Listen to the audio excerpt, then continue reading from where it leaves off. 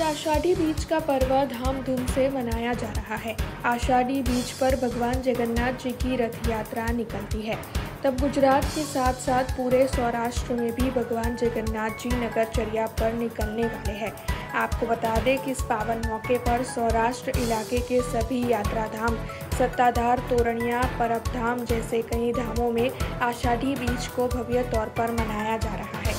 वहां पर भजन और भक्ति के कार्यक्रम आयोजित हो रहे हैं, साथ ही लोक मेले का भी आयोजन हुआ है।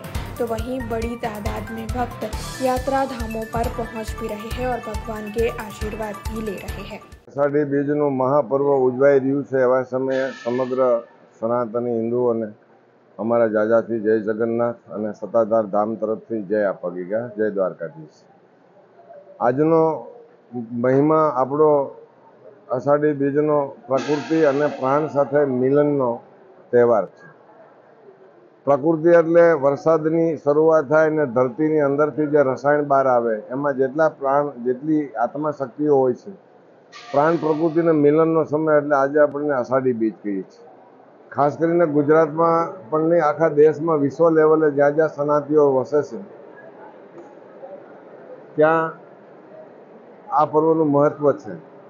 વર્તમાન સત્તાધાર ધામમાં પણ મેળો ચાલી રહ્યો છે, પરબમાં મેળો ચાલી રહ્યો છે। તોરણિયા, દેવતણખી બાપા જુનાગઢ, ભવનાથ, દ્વારકા, સોમનાથથી આજે બધા લાભાર્થીઓ, દર્શનાર્થીઓ દરેક દેવસ્થાનોમાં પોતાના ઈષ્ટના દર્શન કરશે અને દિવાળી જેવો પર્વનો માહોલ ઊભો થશે। આજે અમારા ધામમાં આજે ખૂબ પબ્લિક દર્શને આવે છે અને ખૂબ આશ્રિતો અમારા 250 વર્ષથી જે જોડાયેલા છે, ખાસ કરીને ગધાઈ સમાજની આજની બીજની અમારી એ લોકોની નિશાનની પરંપરા છે।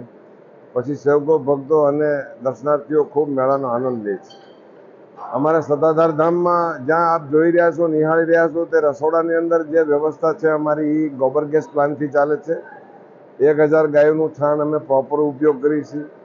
વર્તમાન ગ્લોબલ વોર્મિંગની જે લડાઈ ચાલી રહી છે, જે પ્રકૃતિ સાથેની, એની સાથે અંશના ભાગમાં અમે એક થિયરી બનાવી છે અને ગાયોનું છાણ ગ્લોબલથી કેમ બચવું અને પ્રકૃતિ સાથે કેમ જીવવું એવી સિસ્ટમ અમે ઉપયોગ કરી રહ્યા છીએ।